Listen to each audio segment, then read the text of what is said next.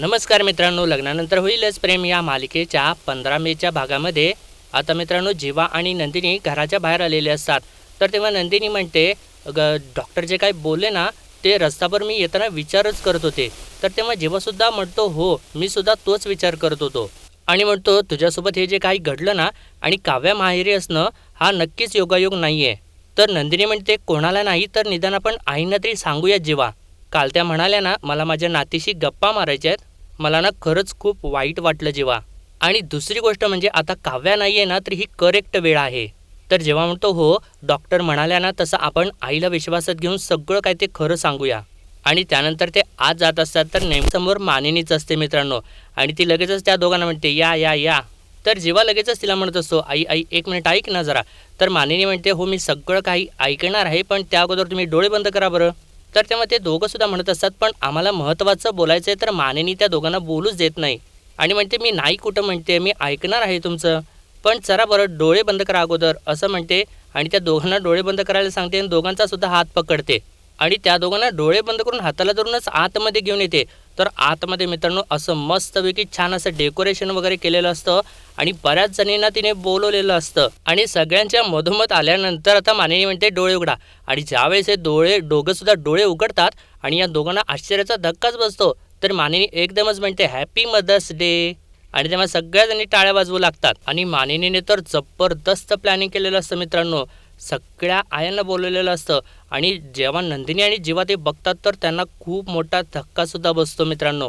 तर जीवा तर विचारतो अगं आई हे काय आहे. तर तेव्हा मानिनी सांगते होणाऱ्या आईला म्हणजे नंदिनीला सरप्राईज देण्यासाठी या सगळ्या आलेल्या आहेत. आणि नंदिनीला म्हणते नंदिनी या सगळ्या प्रेग्नंट आहेत बरं का. त्यामुळे आता आम्ही सगळ्याजणी मिळून इथे हेल्दी खाणार आहोत पिणार आहोत आणि मज्जा करणार आहोत. तर तेव्हा जीवा म्हणतो अगं आई पण याची काय गरज होती. तेव्हा मानिनी म्हणते अरे जीवा काय गरज होती म्हणजे काय. अरे जीवा आजचा दिवस आईपणाचा आहे त्यामुळे होणाऱ्या आयांनी एकत्र यावं आणि हा दिवस साजरा करावा असं मला मनापासून वाटतं. आणि खरं तर ना आज काव्यासुद्धा असायला हवी होती पण तिच्या क्लासमध्ये ना कोणीतरी IAS ऑफिसर येणार आहे त्यांना गायडन्स देण्यासाठी म्हणून ती येणार नाही आहे. तरीसुद्धा काव्या म्हणाली आहे की मी प्रयत्न करते. आणि नंदिनीला म्हणते नंदिनी तू लाजू वगैरे नकोस हां आपण मज्जा करूयात. आजचा दिवस तुझा आणि या सगळ्यांचा आहे. तर मिथुन काका तिथं येतो आणि म्हणतो यस आय लाईक वहिनी. आणि नंदिनीला म्हणतो नंदिनी या सगळ्यांना नीट बघून घे आणि थोड्या दिवसानंतर ना तू या सगळ्यांच्यासारखी होणार आहेस. आणि जीवाला म्हणतो अरे जीवा चल चल बायकांच्यात काय काम आहे आपलं अरे चल चल. अरे नंदिनीला कोणी पळवून येणार आहे का अरे चल चल असं म्हणून त्याच्या हाताला पकडतो आणि त्याला खेचतच घेऊन जातो. तर नंदिनी जीवाशी हाक मारत असते. तर मानिनी म्हणते काय गं अगं जराही करमत नाही का नवऱ्याशिवाय. तर एकटी बाई म्हणते आता ना एन्जॉय करून घे ही फेज नंतर ना जर पोट वाढायला लागलं ना मग बाळाची काळजी वाटू लागते आणि त्यानंतर मग नवरोबांना आपली काळजी वाटू लागते. तर मानिनी म्हणते जा लवकर तयार हो मी माझ्याच रूममध्ये ना तुझ्यासाठी साडी काढून ठेवलेली आहे. तर तेव्हा नंदिनी म्हणते हो हो ठीक आहे आले असं म्हणून ती आता तिथून जाते. तर इकडे आता जीवाची मात्र घालमेल होत असते. तर तेव्हा मिथुन काका त्याला म्हणतो अरे जिगर कुठे इकडे तिकडे चक्रा मारतोयस बस नाही का जागी बस इकडे. बरं ठीक मला सांग ऐक तुला काही खायला आणू का तुला भूक वगैरे लागली आहे का. टेन्शन नको घेऊ तू. आणि म्हणतो अरे काय काय तुला बायकोशिवाय करमत नाही का अरे जगात काय तू एकटाच नवरा झालायस का आम्ही झालो नाही का.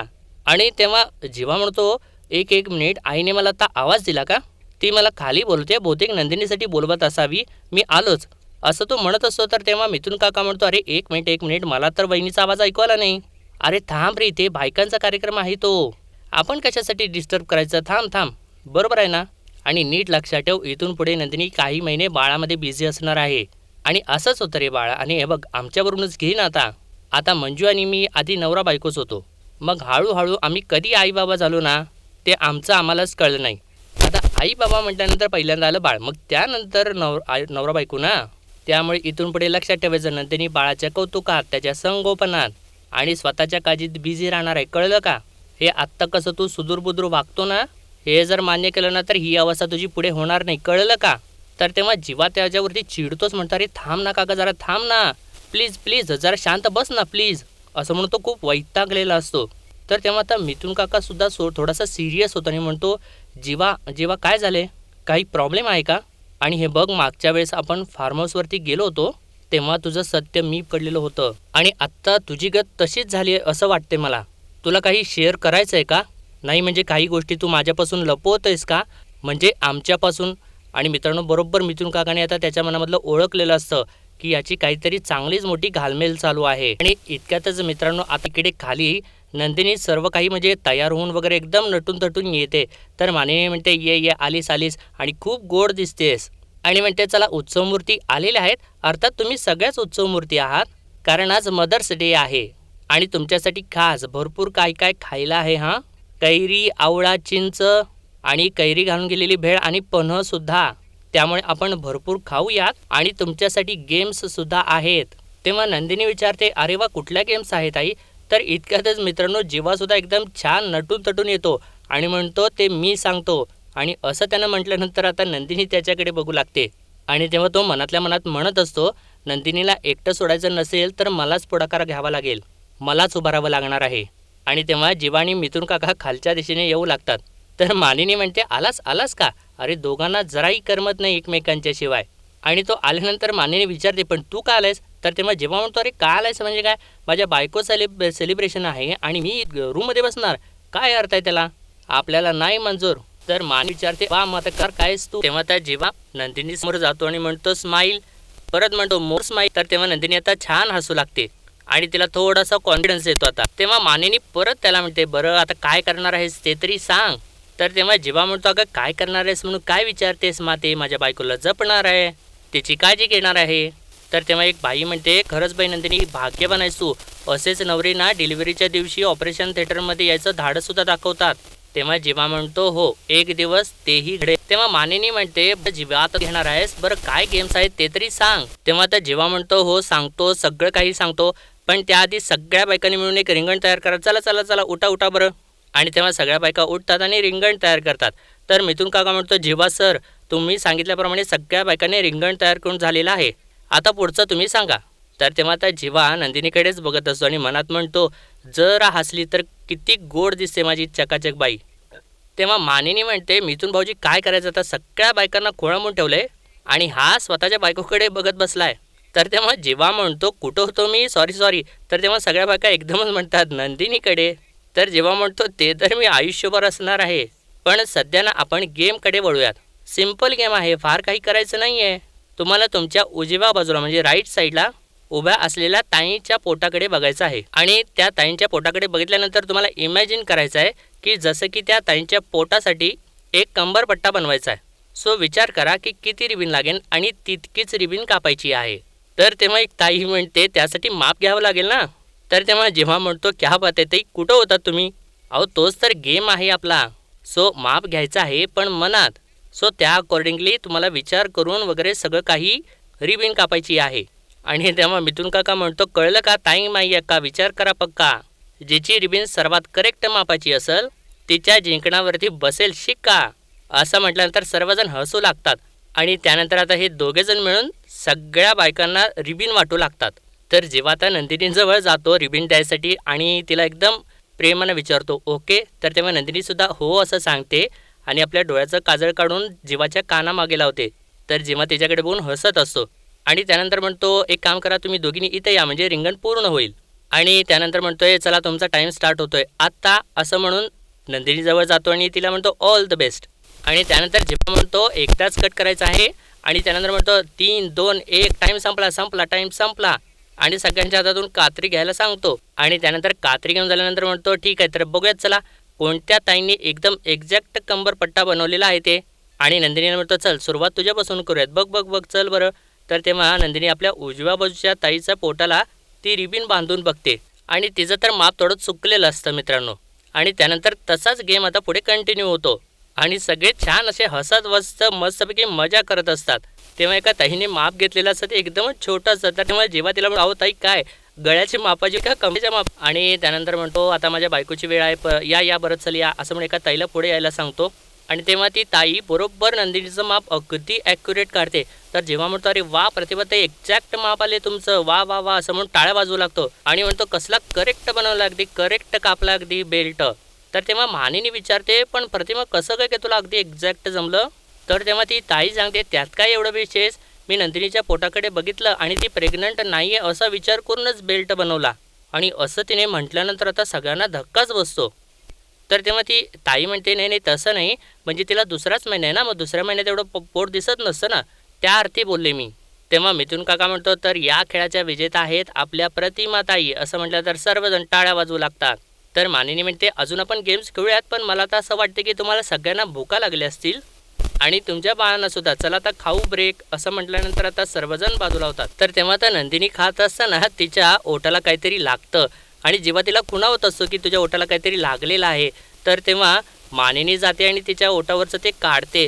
आणि तेव्हा जीवाला थोडंसं वाईट वाटतं, तर नंदिनी त्याला थांबवते, म्हणजे इशारा करते आणि मुद्दामून परत काहीतरी तिच्या ओठाला लावते. आणि तेव्हा जेव्हा तिथेच उभं राहून तिला थांब असं म्हणतो आणि तिथूनच जोराची फुंकर मारतो आणि नंदिनीच्या ओठाला जे काही लागलेलं असतं ते खाली पडतं आणि जीवा आता हसू लागतो. आणि तेव्हा नंदिनी सुद्धा हसत असते. आणि त्यानंतर मित्रांनो ती परत आपल्या पोटाला थोडंसं हात लावते आणि ती नर्वस होते.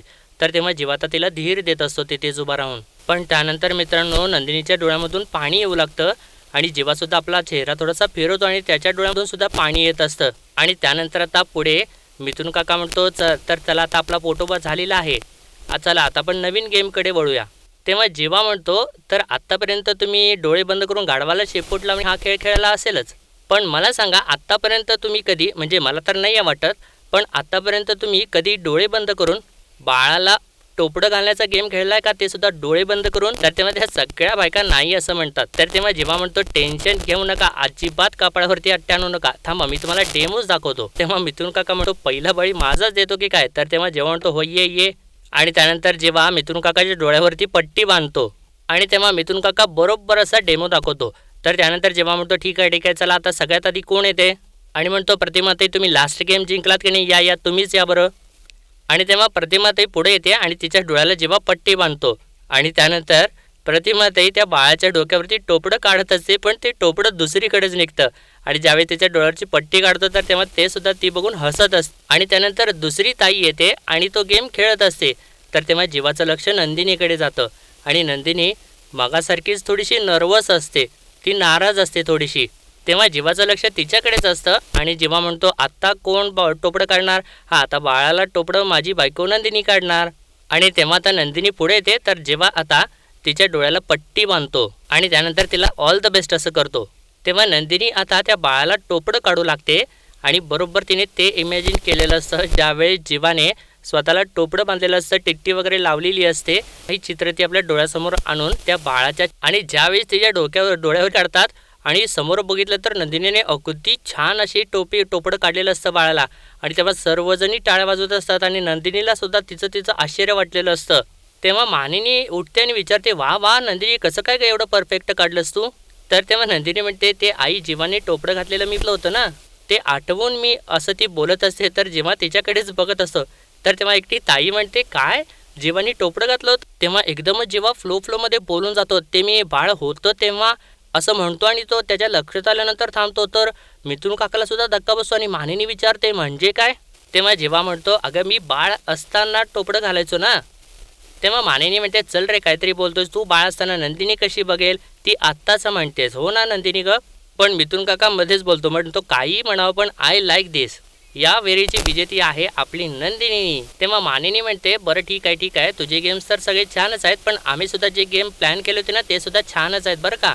तर जेव्हा विचारतो कोणता गेम, तेव्हा मानिनी सांगते, त्याच्यामधला एक गेम तर असा आहे की ज्याच्यामध्ये तू आम्हाला हवाच होतास आणि आता आणायचे तू आलाच आहेस, तर तोच गेम खेळूयात. तर तेव्हा प्रतिमाताई म्हणते, पण त्या सगळ्या खेळामध्ये आम्ही सगळे बाहेर, राज्य तुमच्यावरती येणार आहे जीवानंदिनी. तुम्ही एक टीम मिळून एकत्र जर खेळलात ना तर तुम्ही नक्कीच जिंकाल. तर जेव्हा आता विचारतो कोणता खेळ आहे, तर मानिनी म्हणते सांगते. आणि त्यानंतर तो गेम सांगू लागते, म्हणते बरं आता खेळ असा आहे की तुम्ही दोघं एक टीम आहात, जीवाचे डोळे बांधले जाणार आहेत, त्यामुळे जीवाला काहीही दिसणार नाहीये आणि ही बाहुली या रिंगणात गोल गोल फिरणार आहे.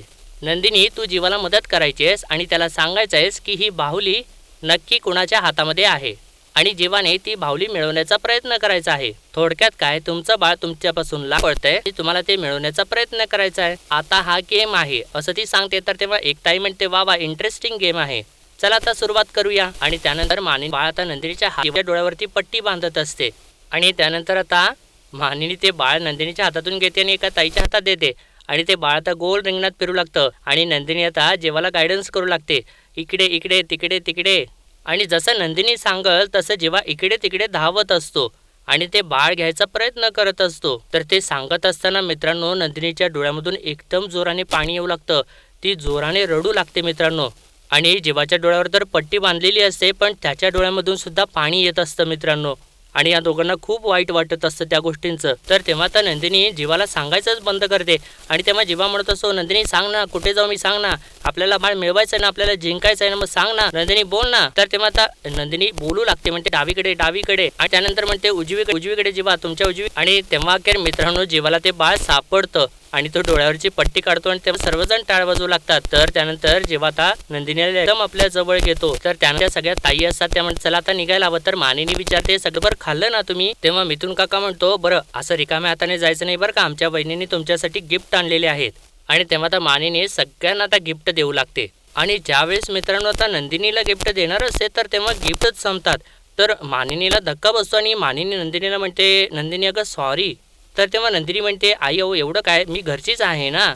तर मानिनी म्हणते, अगं असं कसं, तू घरची जरी असलीस तरी सुद्धा तू होणारी आई आहेस ना. आणि म्हणते, मी खरं तर सगळं काही नीट मोजून आणलं होतं. तेव्हा एकटी ताई म्हणते, अहो ताई काकू राहिला असेल गडबडीत, एखादं कमी पडलं असेल. तर तेव्हा ती दुसरी ताई म्हणते, अहो पण त्यांच्या सुनेलाच गिफ्ट नाही आहे, आता असं कसं चालेल. तेव्हा ती प्रतिमा ताई म्हणते, नंदिनी तू माझं गिफ्ट घेतेस. तेव्हा नंदिनी म्हणते, नाही नाही अहो खरंच असू देत तुम्हाला. तेव्हा एकटी ताई म्हणते, अहो काकू किती समजूतदार आहे ना नंदिनी.